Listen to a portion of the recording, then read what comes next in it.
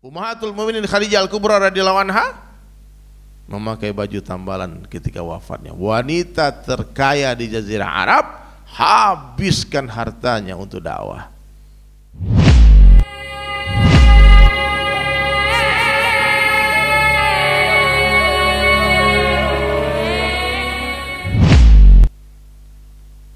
Kalau saja istrimu membuat kamu jauh dari Allah, waktu bujangan rajin ke masjid, pas menikah tak ke masjid, itu istri dunia. Tapi ada orang pas bujangan tak ke masjid, dapat istri soleha, rajin ke masjid. Ah, itu istri akhirat, Pak. Itu istri akhirat. Ya, di dunia ini bisa nampak, Pak, mana istri dunia, mana istri akhirat.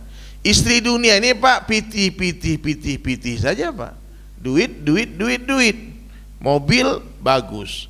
Ini minta dunia saja. Itu istri dunia, Pak. Kalau urusan agama dia tak dukung. Urusan dakwah dia halangi suaminya. Ngapain pergi dakwah, carilah duit sana. Ini, Pak, istri dunia, Pak. Ini kisah nyata. Kisah nyata. Kita nggak sebut nama orangnya, tapi saya dengar cerita ini di Kebun Jeruk. Ada satu orang dapat kontrak kerja di Saudi, Pak, di sebuah perusahaan. Lalu dia pulang ke rumahnya, ngasih tahu istrinya. Dia bilang, "Dek, alhamdulillah abang diterima. Abang pun bikin masukan lamaran kerjaan ke Saudi. Tahu-tahu dipanggil, Dek. Nih kayaknya diterima nih.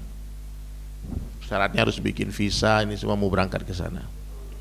Dapat kontrak 3 tahun di sana, Dek." Hah? 3 tahun, Bang? Alhamdulillah, katanya. Kau nggak ikut?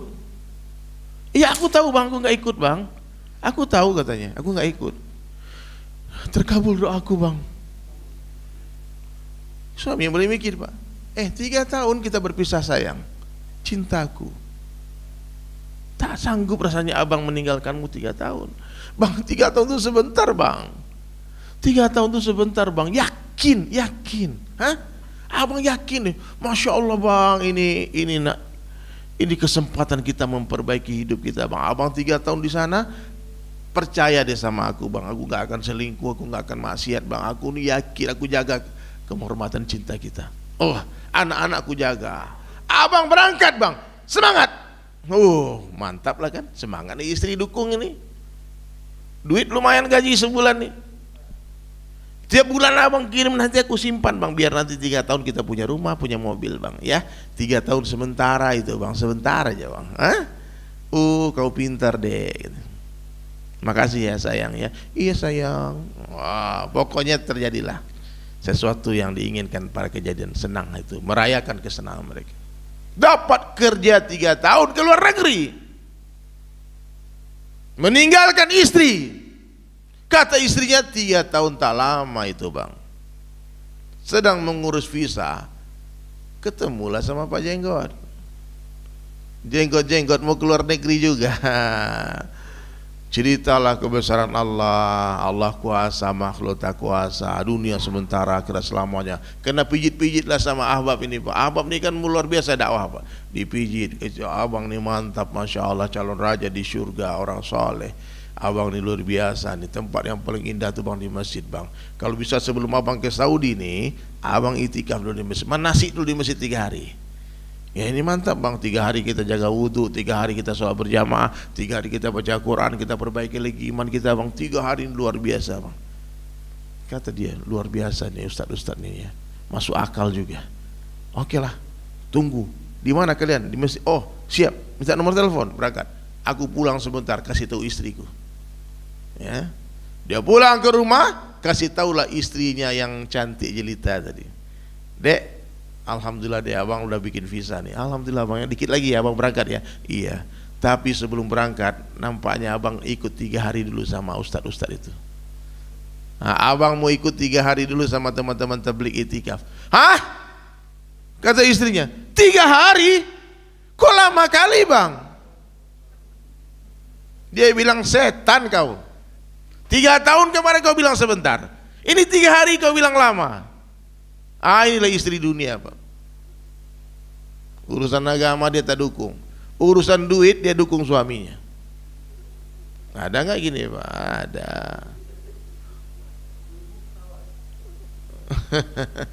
Setan kamu katanya, kuntilanak kamu ini. Banyak Pak gitu Pak. Iya, ada teman anak band Pak, keliling terus sepanjang bulan nggak pulang-pulang ke rumah. Istri ya santai aja. Karena satu kali konser masuklah transferan 30 juta. Hah? Satu hari ikut dakwah. Kata istrinya, kau pergi 3 hari, aku pulang ke rumah ibuku. Kisah nyata juga Pak, kisah nyata juga. Lalu datanglah kawan kita ini Pak ke masjid, cerita sama Ustaz, gimana nih Ustaz, saya mau ikut 3 hari nih Ustaz, tapi istriku mengancam, udah dimasukin barangnya ke kopernya. Kau pergi, aku pergi. Lama sama Ustaz itu dikasihlah kitab Fadil Amal, tinggalkan kitab ini di rumah, kemudian kau minta izin pergi 3 hari, bilang sama dia, kalau panjang umur kita jumpa lagi 3 hari ke depan. Kalau enggak, ketemu di pintu surga aja lah. Subhanallah, benar Pak. Pas dia bilang seperti itu, istrinya menangis, ini semua. Kemudian dia pas mau berangkat, istrinya peluk dia, dikatakan, alhamdulillah abang benar-benar dapat hidayah. Takjub dia Pak. Dia ada juga tuh, mau berangkat 40 hari. Mau berangkat 40 hari, tahu-tahu istrinya ngancam, abang pergi, aku keliling kampung teriak-teriak katanya. Kau pergi 40 hari ini, coba lihat, aku bikin malu kamu. Kata suaminya, ini kan Ghazali benar dari Haji Nasrullah almarhum dengar cerita ini. Kata dia, Dek, ini uang buatmu 40 hari Dek. Ini sertifikat rumah, sertifikat tanah, semuanya kau yang pegang. Ini BPKB mobil semua kau pegang. ATM kupur kau yang pegang. Oke, aku keluar 40 hari. Siap? Kalau aku panjang umur Dek, insya Allah kita akan berjumpa lagi. Tapi kalau abang mati di perjalanan, aku tunggu kamu di pintu surga. Ajib. Dia sampai di airport, dengar kabar istrinya keliling kampung. Tapi bukan untuk mempermalukan dia, mendatangi semua karib kerabat teman-teman, menceritakan, abangku betul-betul dapat hidayah. Masya Allah, aku ancam dia nggak terkesan. Dia pulang 40 hari, istri yang tadi tak berhijab pakai cadar Pak. Dia pulang 40 hari, istri pakai nikab. Sebetulnya perempuan ini cuma ngancam-ngancam aja Pak, cuman kita kadang-kadang ketakutan Pak. Nanti di akhirat terjadi majlis sanjung menyanjung, majlis caci maki. Orang yang saling mendukung di jalan Allah akan saling puji. Untung dulu nih ya Umi yang bantu Abi keluar, dorong kau jual cincinmu ya, kau jual kalungmu, sehingga aku bisa pergi ke Amerika, pergi ke Eropa, mengislamkan orang di sana. Aku bisa berdakwah ke pedalaman, ke pulau-pulau terpencil. Kamu memang bidadari surgaku sayang. Abang yang soleh, aku tuh bangga punya suami abang. Abang ini memang benar-benar Allah, meskipun cinta sama aku, tapi cinta abang kepada Allah melebihi segala-galanya. So sweet deh abang nih. Saling di akhirat saling sanjung menyanjung, tapi di akhirat ada juga caci maki. Kau nih gara-gara kamu nih aku cilaka. Kau larang aku pergi-pergi dakwah. Aku tak bangunkan aku salat subuh. Pas mau salat subuh kau peluk aku. Saya mau berangkat, abang dingin. Coba lu yang kayak gitu, kau sepanjang hidup kau begitu. Dia bilang, bang, aku pergi kau ancam-ancam. Aku kan cuma ngancam-ngancam aja. Itu aja abang aja yang nggak punya, yang betul, yang cinta dunia. Itu si Bulan tetangga kita diancam suami istrinya, dia pergi aja. Abang aku ancam, aku ngetes-ngetes aja. Saling cuci tangan, Pak. Kamu gara-gara kamu aku celaka. Gak cakar-cakaran Pak. Di dunia mereka berkasih sayang, di akhirat mereka cakar-cakaran. Ada orang di dunia menangis Pak, berpisah mereka karena Allah. Menangis kesedihan dia, kelaparan dia, kesepian rumahnya Pak. Tapi Allah Ta'ala memang sengaja memisahkan orang yang saling mencintai di dunia sementara, karena Allah berencana hendak mengumpulkan kita selama-lamanya di surga. Dunia bukan tempat tinggal, dunia tempat meninggal. Dunia bukanlah tempat tinggal kita, tapi dunia adalah tempat yang akan kita tinggalkan. Maka apa? Untuk memahami dunia, kita pahami dua. Di dunia ada keperluan hidup, ada maksud hidup. Ada 5 keperluan hidup, ada 5 maksud hidup. Teman-teman di rumah kalian catat di buku kalian. Ada 5 keperluan hidup. Ini perlu ada, kalau nggak ada susah kita. Kalau nggak ada susah. Seperti kita perlu WC, ya ini keperluan Pak, bukan maksud orang gila yang 24 jam duduk dalam WC. 5 keperluan hidup manusia. Yang pertama makan dan minum. Catat. Keperluan hidup manusia yang pertama makan dan minum. Kita perlu makan. Berapa keperluan kita? Sepiring 3 kali sehari. Mbak, orang paling kaya di dunia Pak, punya restoran, dia banyak restorannya. Makan ya sama aja sama orang miskin. Nih mentang-mentang kaya makan satu rice cooker nih, Magic Gom. aku habisan sendiri. Aku orang kaya, satu bakul nggak bisa Pak.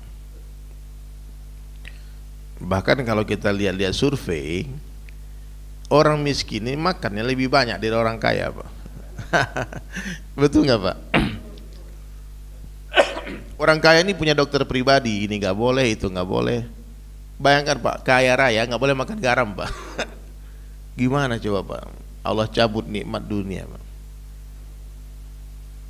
Ini nggak boleh, ini kolesterol, kata dokter jangan dimakan. Orang miskin Pak, semua dihajarnya sama dia Pak, nggak ada dia peduli Pak. Sehat dia, sehat. Di kampung-kampung coba lihat, 100 tahun, 80 tahun umurnya masih lari itu bapak-bapak. Benar, nggak ada pikiran aneh. Jadi makan minum ini keperluan Pak. Nabi itu mengajarkan 1 hari makan, 1 hari enggak. Itu ajaran Nabi.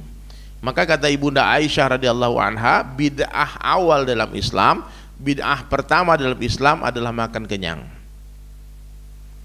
Bid'ah pertama. Ini ada di kitab Fadhilah Sedekah. Bid'ah pertama dalam Islam kata Ibunda Aisyah adalah makan kenyang.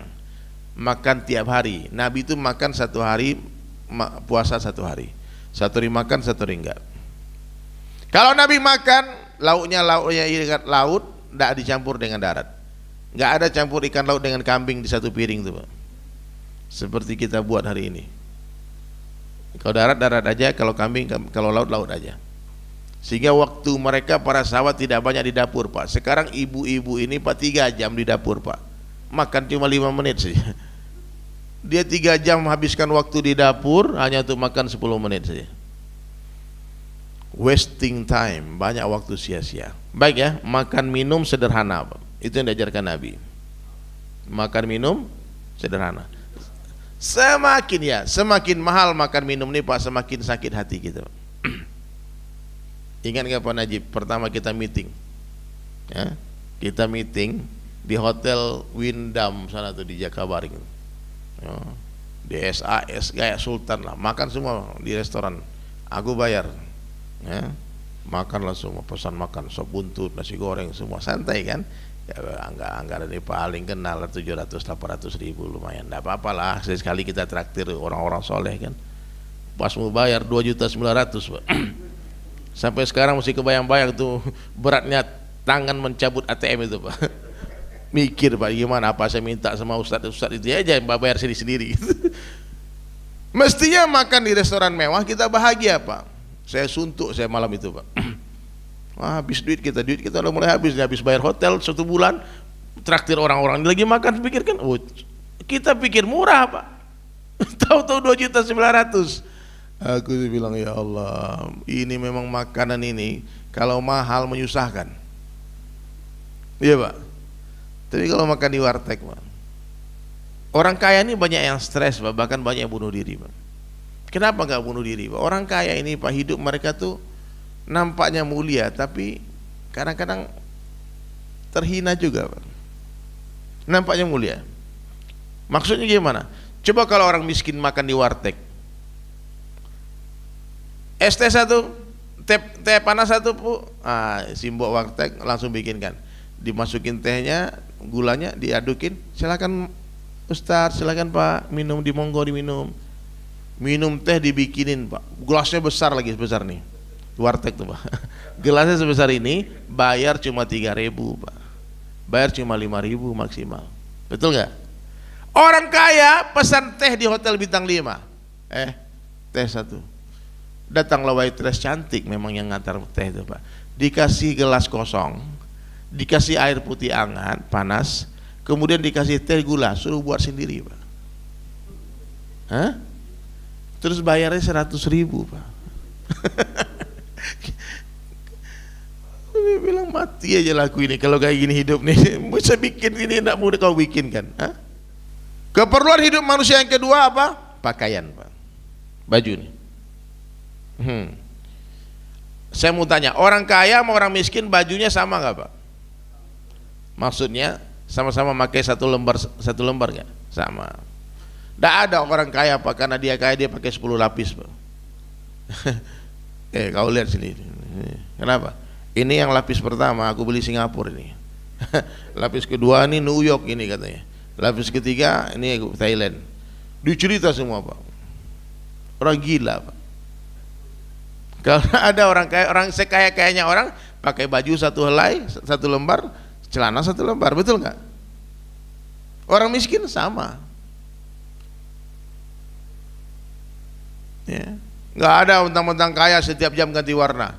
Jam 7 pakai warna merah, upload Instagram. Jam 8 ganti lagi warna biru, upload lagi. Bajuku banyak. Maka Rasulullah mengajarkan pakaian Nabi cuma 3 halaman, 3 lembar saja. Nabi punya baju 3 lembar, satu yang terbaik buat hari Jumat. Kalau ada baju baru datang, yang lama kasih sahabat. Langsung bergilir, Pak. Mohon maaf, Pak.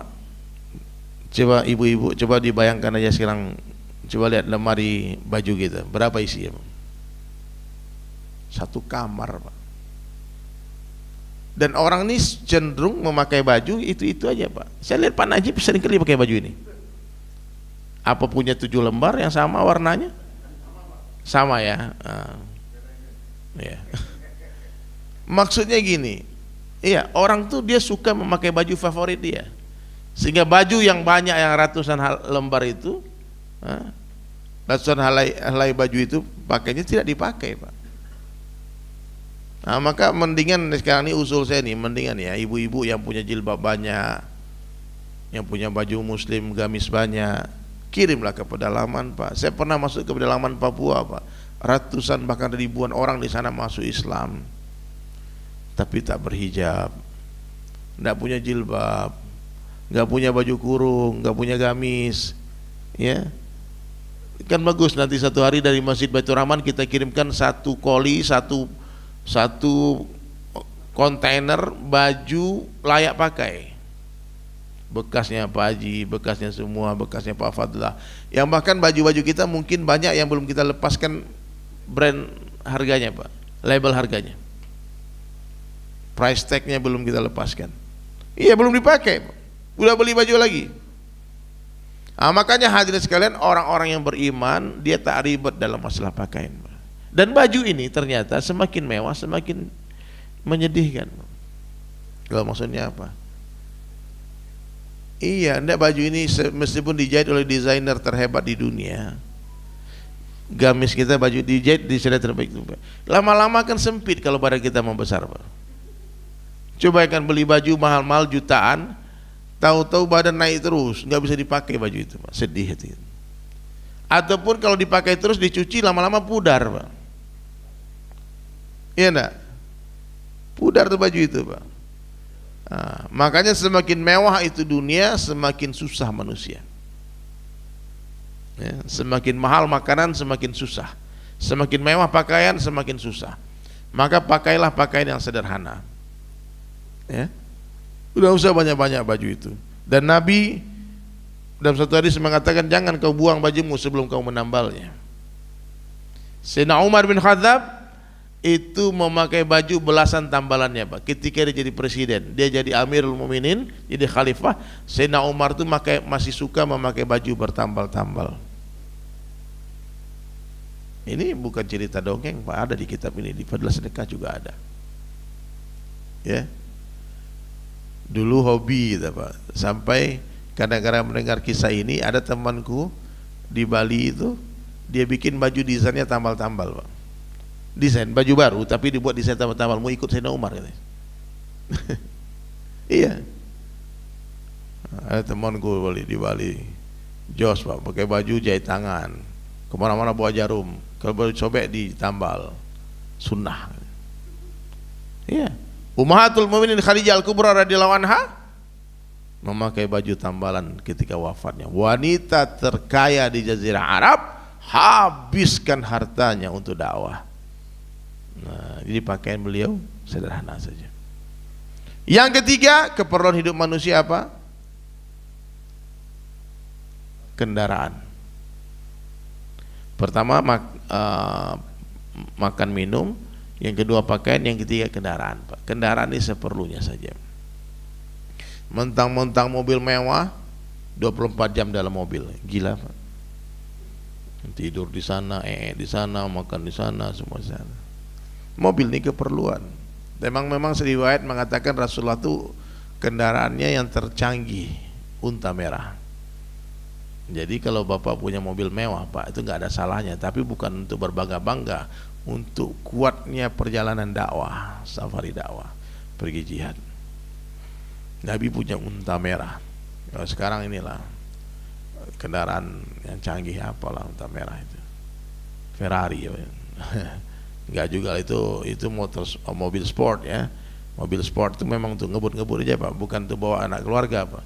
Antum punya Ferrari Pak, dua kursi cuma. Nanti anakmu ikut nangis dia, ya mama sama papa yang pergi. Nangis nih. Itu mobil nggak bisa dipakai buat keluarga Pak. Nah, bolehlah pakai mobil yang besar, H1 ya. Udah mewah itu Pak. Besar, mobil-mobil ya Innova. Jangan terlalu mewah juga Pak. Kalau terlalu mewah itu cenderung masuk hati juga. Ada teman nih, bagi saya nyata, waktu mobilnya masih Avanza, nggak masuk hati, makhluk katanya. Bang, ada tamu datang nih bang, jemput, ambil der kunci di rumah der, ambil di airport. Nah, kita pergilah ke rumah dia, ngambil kunci mobil dia, terus jemput tamu jamaah dari airport. Oke. Satu hari Allah beri rezeki Pak, beli mobil Alphard baru dia. Telepon bang, ada tamu nih bang, ada jamaah bang. Itu biar abang yang jemput. Nah, tadinya dia nggak mau luangkan waktunya untuk jemput, sekarang harus dia yang jemput sendiri Pak. Karena mobil mewah nih, nggak bisa lepas kunci lagi sama di SAS nih. Nah, mulai susah dia Pak. Satu hari kami keliling. Kemana bang? Lagi nyari parkir katanya. Alah parkir aja di mana? Nggak bisa sembarangan. Kemarin spion hilang 15 juta sebelah. Spionnya dilepas orang Pak mobilnya. Itu mobil Alphard Belfire itu spionnya aja 15 juta yang ori Pak. Ya. Semakin mewah mobil, semakin susah hidupnya Pak. Coba kalau mobil-mobil Evalia parkir sembarangan aja Pak. Tapi kalau mobil-mobil jadul yang tua-tua itu hadirin sekalian, taruh kunci pun nggak dibawa maling. Bukan taruh kunci terus tolong ambil aku, selamatkan aku, nggak ada yang mau ngambil Pak. Ini masalah ini mobilnya. Yang keempat, keperluan hidup manusia, perumahan. Rumah ini sederhana aja Pak. Rumah Nabi Pak sebesar 3 kuburan saja. Lebih besarlah rumah Pak Najib daripada rumah Rasulullah. Iya. Sebesar 3 kuburan. Raudhah itu kubur rumahnya Ibunda Aisyah. Di sana ada kuburan Rasulullah, ada kuburannya Sayyidina Umar bin Khattab, ada kuburan Sayyidina Abu Bakar radhiyallahu anhu. Sebesar 3 makam saja rumah. Sahabat Nabi Pak, ada sahabat Nabi Abu Dzar Al-Ghifari itu siapa? Itu bikin rumah sebesar kuburan, betul satu kuburan. Ada Utsman bin Affan yang mau bikinkan dia rumah, dikatakan aku ingin bikinkan kamu rumah. Baik, boleh bikinkan aku rumah, tapi syaratnya harus sebesar kuburan. Kecil aja, masuk pintu, udah tempat tidur selesai, itu rumah. Kenapa? Mau latihan biar gak kaget masuk kubur. Simulasi Pak. Nah, tapi ada juga orang bikin rumah besar, mewah Pak. Saya pernah pergi dakwah ke Sulawesi Tengah, ternyata di sana ada kuburan, bukan ada rumah Pak, ada rumah seperti surga Pak. Oh, dia buat indahnya. Masuk ke rumahnya itu kebun kiri kanan berhamparan, bunga-bunga, dan dia orang kaya memang. Habib ini, dia orang kaya, punya rumah di pinggir laut. Lautnya itu Masya Allah, pasirnya pun diimpor, dibawa Pak, pasir putih, dibawa ke depan halaman rumahnya. Pemandangan langsung view laut rumahnya. Tukang kebunnya mungkin ada 40 orang Pak. Ramenya itu, banyaknya orang yang bekerja di sana, ramenya. Lalu saya datang ke sana, saya bilang sama dia, Masya Allah, Ami, Habib, Masya Allah, saya tahu niatnya Habib bikin rumah ini. Apa Ustaz? Habib bikin rumah semewah ini biar nggak kaget masuk surga kan? Hah, betul itu katanya, betul itu. Cocok itu katanya. Langsung saya disukai Pak. Banyak orang yang datang ke sana nggak nyambung Pak, nggak nyambung, tertolak lagi. Waktu itu langsung dihidangkan makanan, kita bakar-bakar di pinggir laut, berenang di pinggir laut, sama-sama.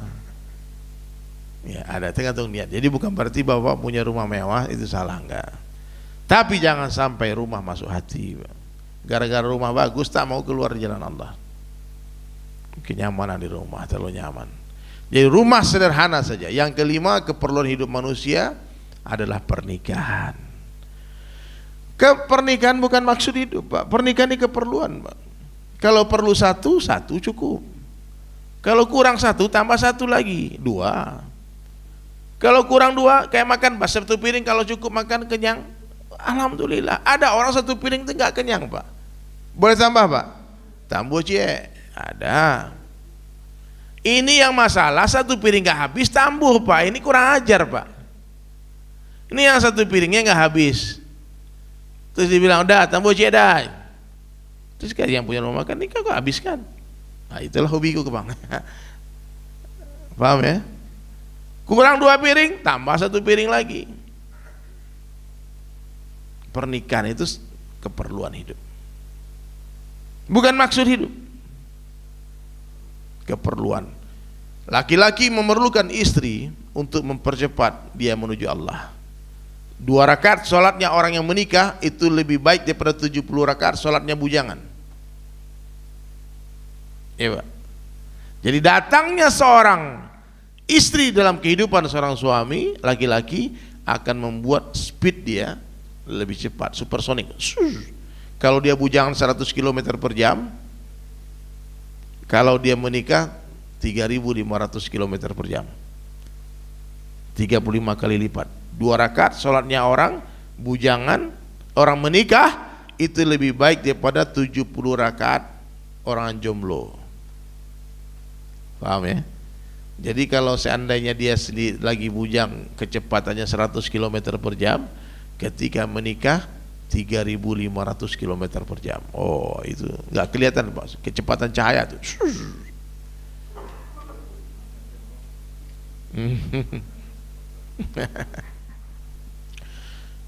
5 keperluan hidup ini ada untuk menyempurnakan 5 maksud.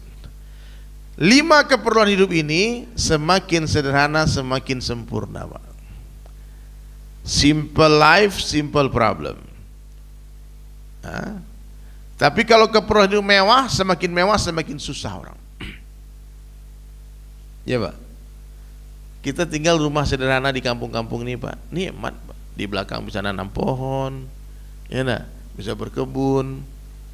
Rumahnya sederhana, nggak perlu banyak waktu untuk membersihkan rumah.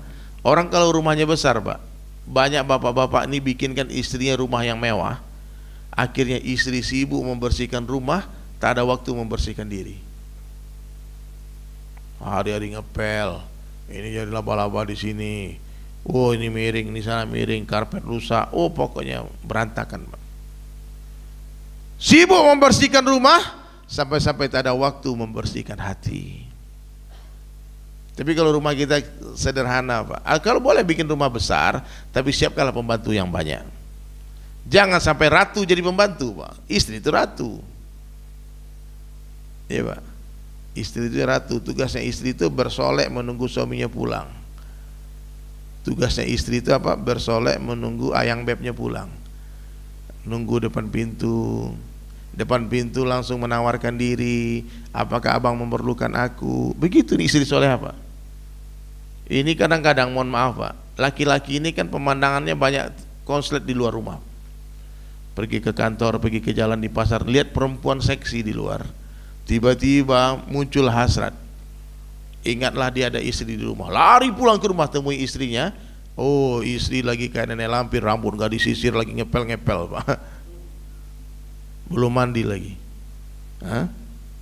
Sampai ada orang yang curhat sama Ustaz Lutfi waktu itu almarhum. Ustaz, saya curhat Ustaz. Kenapa kamu curhat? Dia bilang, saya ini bingung Ustaz. Kenapa setiap kali pulang rumah, aku tuh bingung mana yang istri, mana yang pembantu. Kenapa? Baunya sama Ustaz. Hah? Kenapa? Salah suami, bikin rumah kegedean.